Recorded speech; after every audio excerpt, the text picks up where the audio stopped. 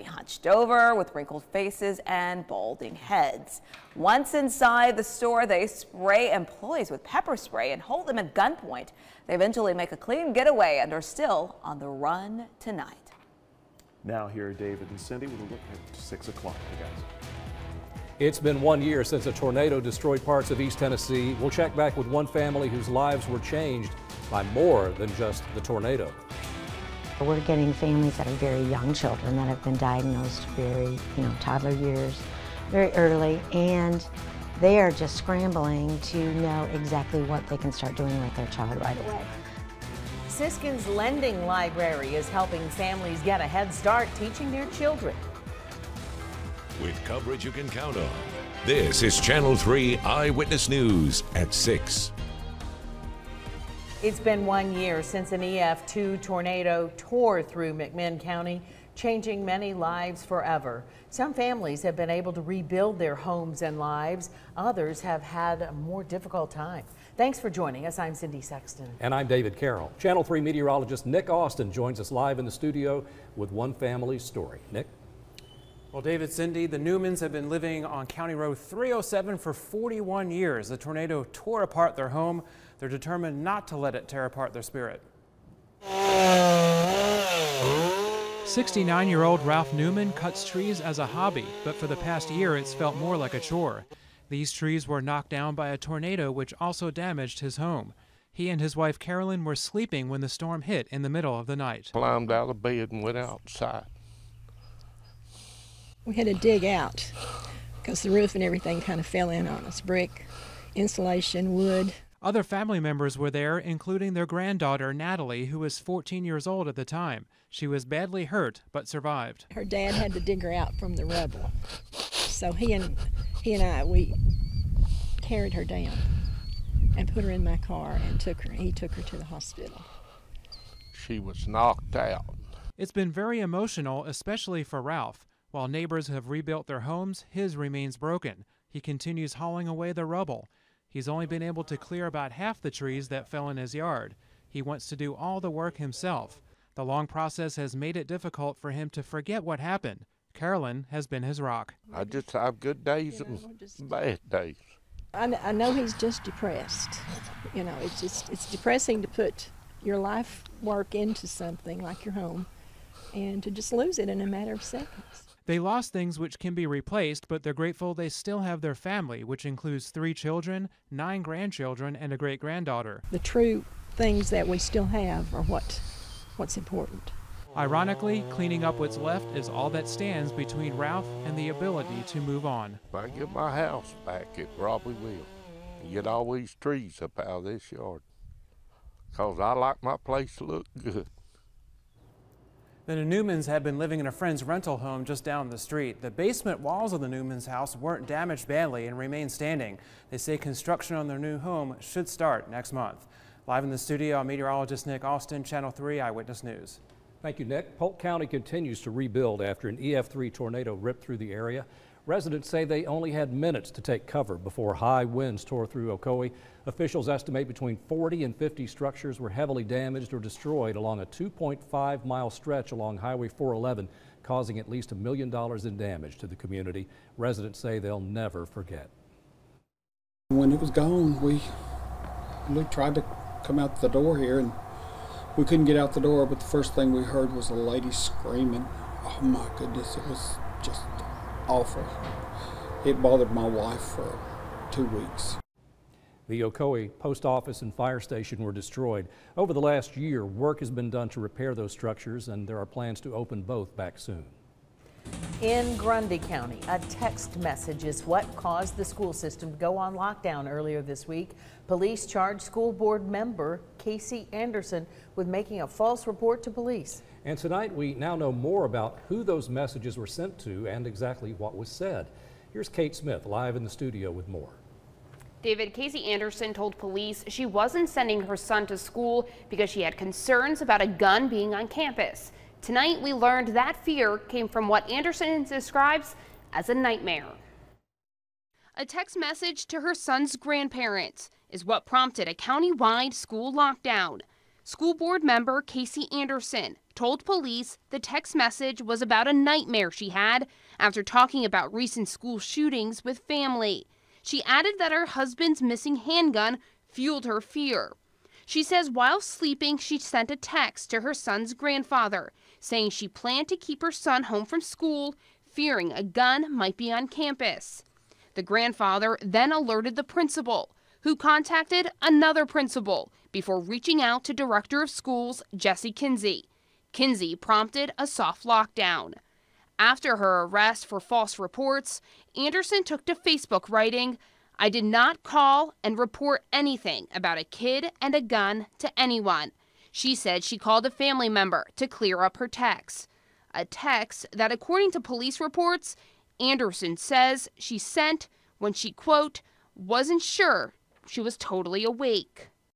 This is the second arrest for Anderson in recent years. In June 2016, she was arrested for public intoxication, disorderly conduct, and indecent exposure. She goes to court on December 5th for those charges. We've reached out to Anderson for a comment. She tells us she is considering resigning from her position on the school board, but as of now, she is still a member of the board.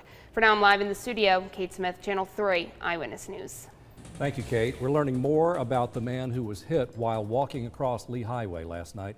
Channel 3 spoke to his pastor, who tells us he's in critical condition. He has several injuries, including broken bones, facial fractures, and internal bleeding. Tonight, he's in a medically induced coma. Chattanooga police have not identified the man. They're waiting to contact his family before releasing his name.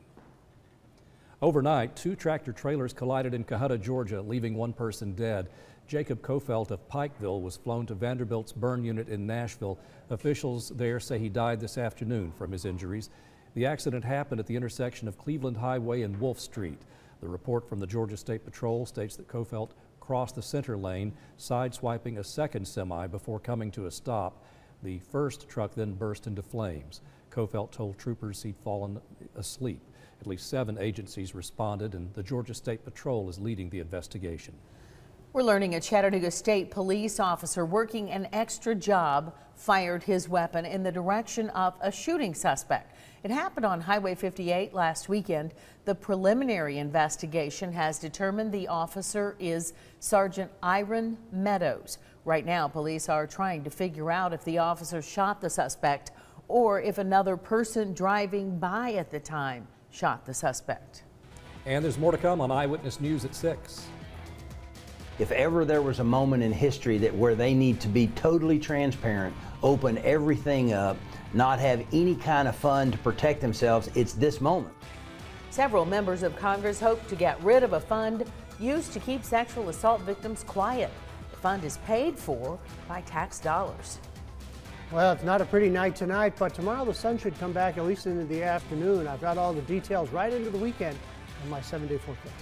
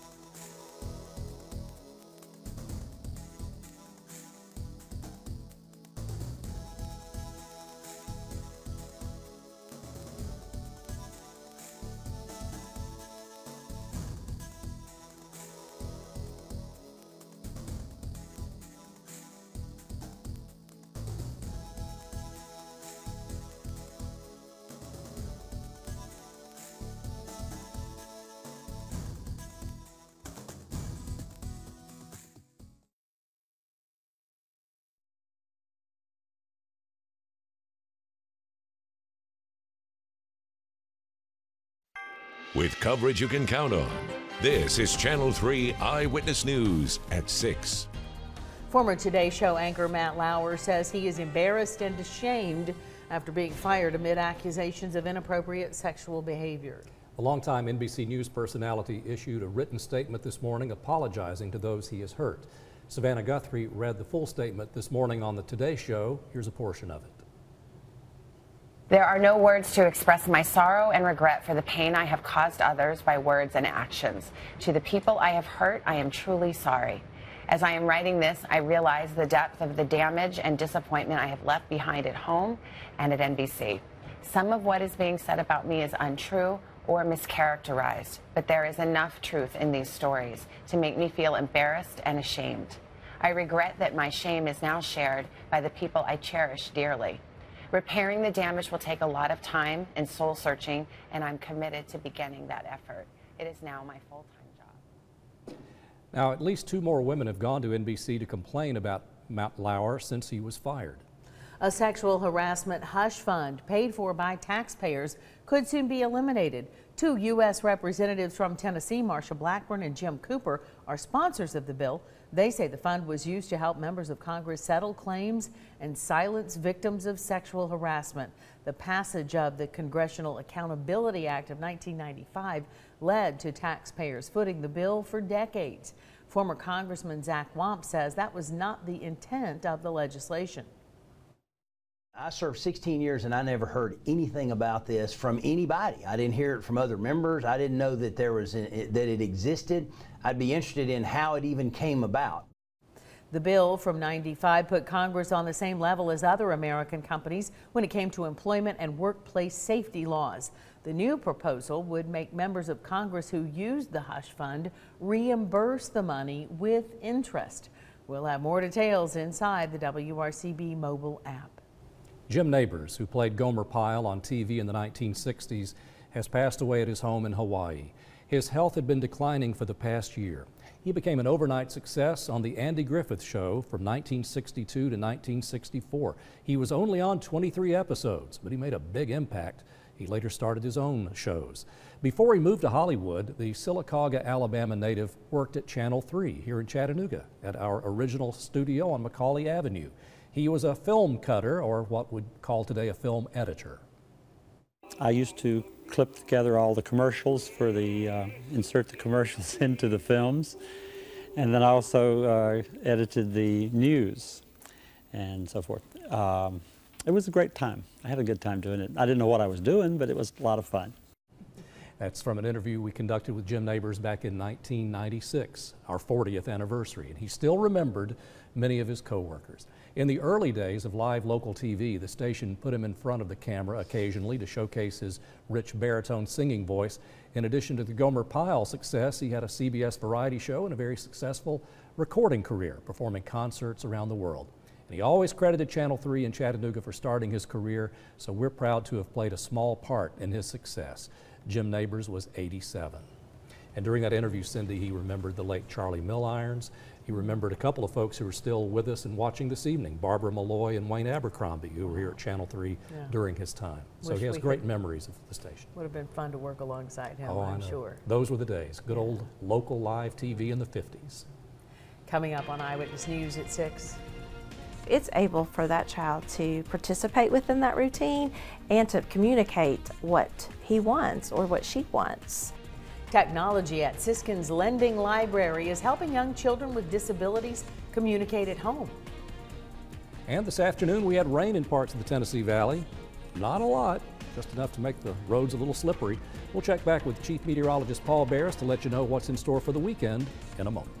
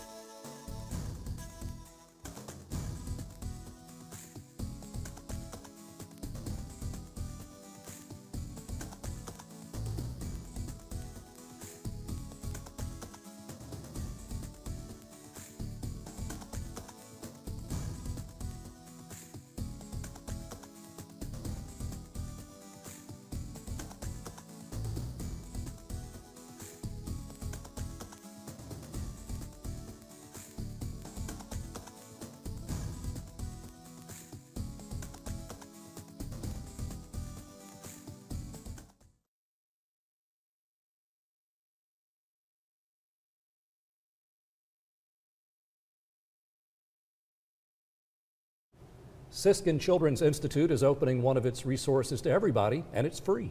The Lending Library offers thousands of items to parents who have kids with learning disabilities. Channel 3's Michelle Herron stopped by today to see what they offer. These items are opening doors for children living with disabilities like never before. They can touch the picture and that picture will talk for them. Through assistive technology devices like this one called GoTalk, children are able to communicate. Others help with daily activities. At home, you can hook it up to a blender and they can help cook. You can hook it up to a lamp. So in a bedroom, the mom can say, turn your lamp on, and then the child can turn, just by pushing this, the lamp will come on. Julie Michael, director of the Early Learning Center at Siskin Children's Institute, says devices like these can be life-changing. And now, through the help of Unum, anyone can check out these devices for free. Banana. They're part of the 6,000 books, DVDs, periodicals, even videos at the Lending Library. This space is designed to help parents learn more about early childhood development and disabilities. We're getting families that are very young children that have been diagnosed very, toddler years, very early, and they are just scrambling to know exactly what they can start doing with their child right away. Karen Coleman has been building the information arsenal here for the last 15 years. She's able to help steer parents toward the information they're looking for, which can sometimes get confusing. And we also have parents recommend things, that have helped them. So when they've checked something out, they can say, this was a great book on this, and so I can recommend it to other parents. That was Michelle Herron reporting. The Lending Library is open weekdays. To find more information, including hours, click on our story inside the mobile app. Now it's time to check in with Chief Meteorologist Paul Barris. Let's see what he has in store for us on this last day of November. Hello, Paul. That's right. Tomorrow's the start of meteorological winter time, and coming up next week, it's going to be about a week late, but winter's going to finally get here, probably starting next Thursday, Friday, and Saturday. That cold air is going to be diving on down straight off from Canada, and it's going to create a lot of snow up to the north of us. Matter of fact, the whole weather pattern is setting up that this could be a very interesting couple of weeks, especially starting after next week. So stay tuned on that one. All right, as far as we go in the next few days, it's still going to remain fairly mild. We got a little system moving from the west to the east. You're going to see some breaks in the clouds for tomorrow, but another wave of cloudiness is going to be moving our way coming up. It looks like probably over the next few days, but every now and then the sun's going to peek out too. The heaviest rain is off to the north and east of us. We're out near Philadelphia and Dover, Delaware. They had a earthquake, 4.1 earthquake today. It's about the third or fourth one they've had since 1950 out in that area. So it's pretty rare to have something like that happen. 58 in the city right now, 59 Cleveland, 60 in Dalton, 57 Altamont, winds are calm, 55 in Murphy. High was 63, 40, 60 overnight low. So it was really, really warm again. Normal highs around 56, 57 degrees.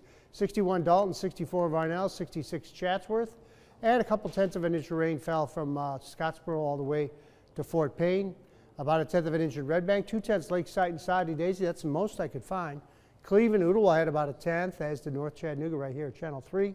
And then we had about a tenth in Riceville, Dayton, Pikeville, Dunlap, all the way to Colmont, and Delano, 65 out near Murphy, and about 59 all the way up to Athens. Tomorrow, we're going to start off the clouds in the morning and then some breaks in the cloud cover, high pressure off to the north of us, and the real cold air is still up into Canada at this time.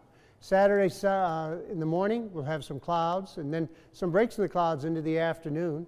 Overnight, Saturday night and into Sunday, we'll see some more clouds and then some breaks in the clouds into Sunday afternoon, Sunday night. And now coming up into Monday morning, another wave of cloudiness, but the winds will be coming out of the south, and that should keep the temperatures up. It wouldn't be impossible to get near 70 once again coming up on Monday. But tonight, 49 with clouds and fog and any sprinkles ending. Tomorrow, 65, partly cloudy and a northerly wind. Tomorrow night, 46, partly cloudy, and the 7-day forecast looks dry right through Monday, with temperatures still in the 60s, lows in the upper 40s to near 50. That's really, really nice. I mean, and just enjoy it, folks, because it's not going to last. You're going to say, oh, I wish it would get like that again. Because Tuesday it's going to be wet, and especially late in the day, Tuesday night. Wednesday will be wet.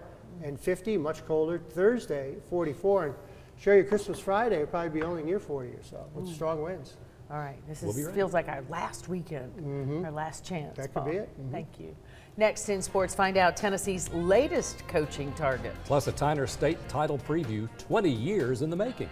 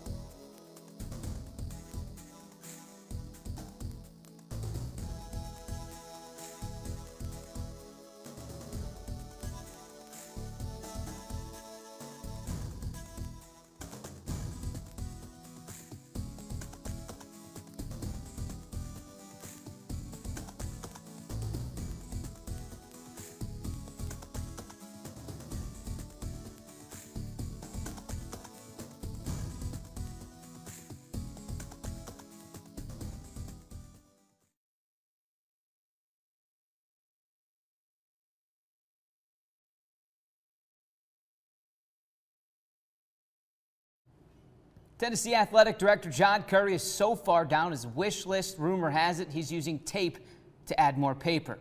I said rumor.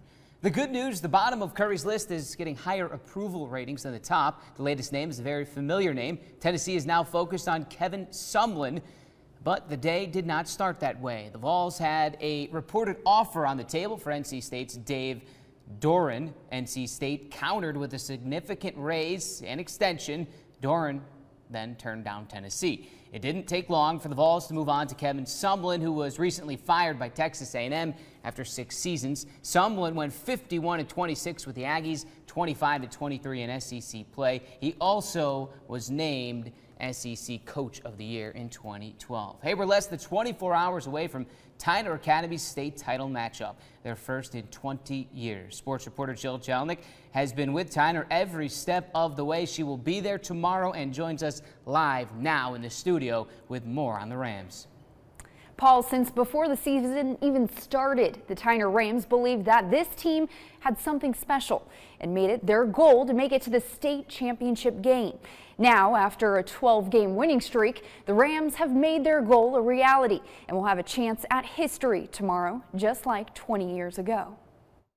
Friday, December 5th, 1997. That was the day the Tyner Rams made history, becoming the first public school to bring a state championship to Hamilton County.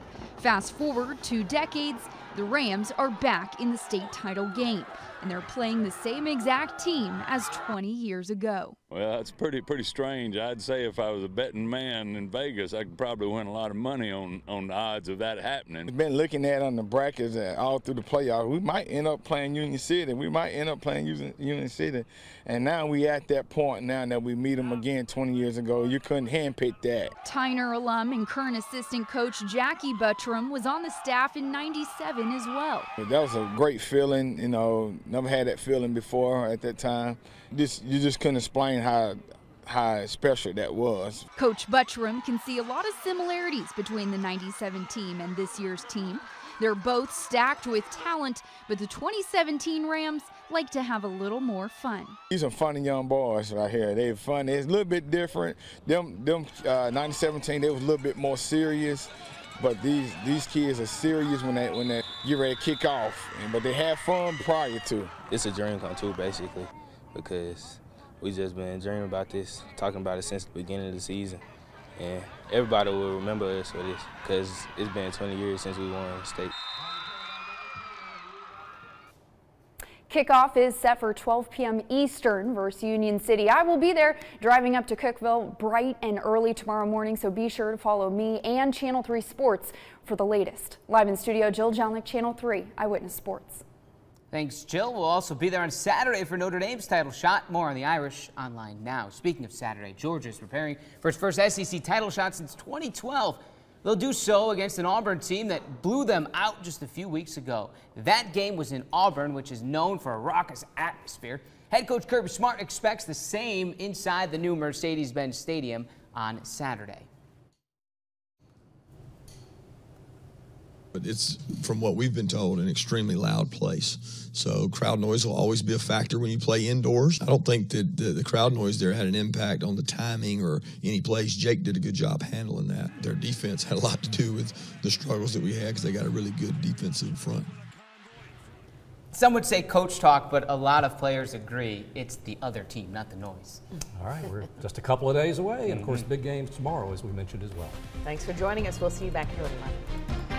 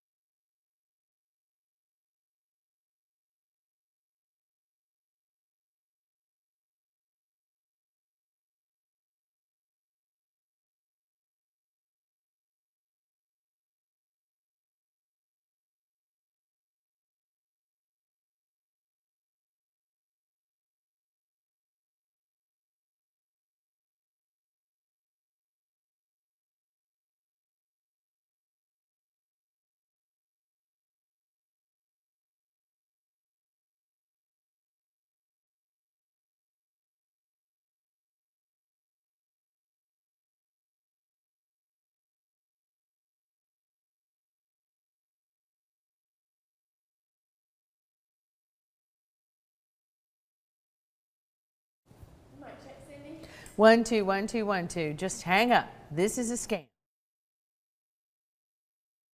Calls on our regular phone. As soon as I hear it's a recording, I just hang up.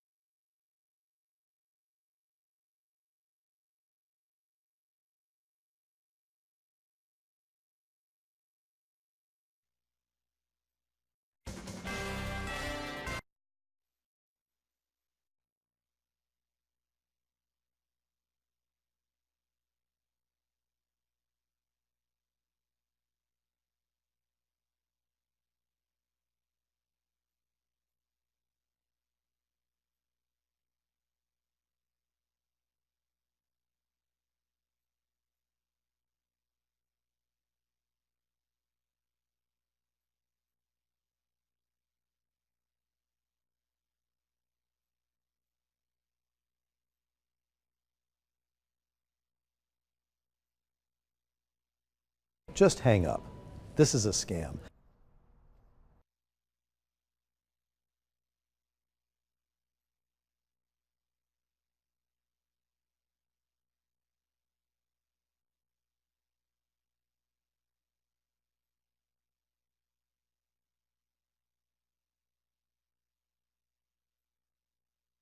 Just hang up. This is a scam. Scammers are targeting electric utility customers again at both home and the workplace. A warning on what to look out for this time. And I'll let you know when the rain will get out of here and what to expect this weekend. We'll see you after the game.